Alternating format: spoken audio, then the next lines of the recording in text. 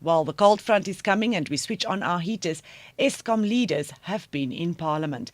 Newly appointed Chairperson Ben Ngubane and Acting CEO Brian Molefe have been on the red carpet at Parliament's Portfolio Committee on Public Enterprises, answering questions and, yes, shedding some light on the state of the power grid in South Africa.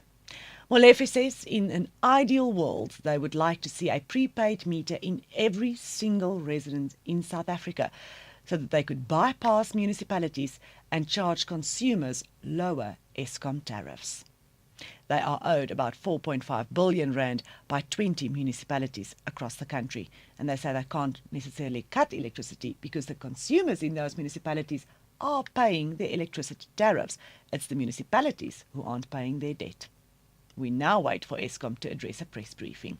Back in Johannesburg, and murder-accused George Luca has had to hear that he would not be allowed to return to Cyprus to spend the remainder of his days with his family in that country.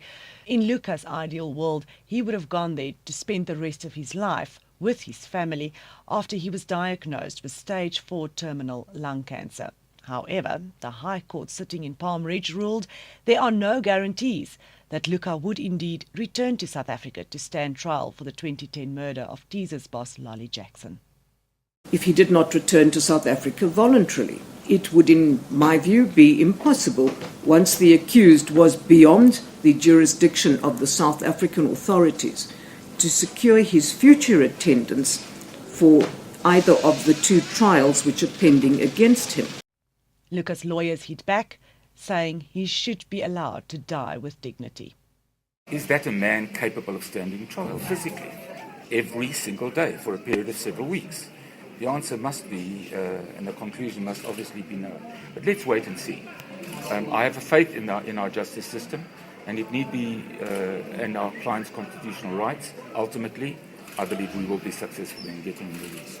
If he was not to be released, ultimately, that would be a grave miscarriage of justice. Because at the end of the day, as I said yesterday, the only justice that needs to be done now is for him to be sent back home to die with his family. And the world is in mourning, in case you have missed it. Tinkerbell is dead. No, it's not the one with the fairy dust. It is Paris Hilton's 14-year-old teacup chihuahua.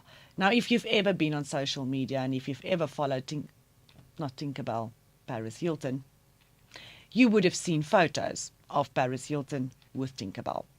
14-year-old Tinkerbell has died of old age, and Paris Hilton is in mourning. Join me again tomorrow when we bite into the news.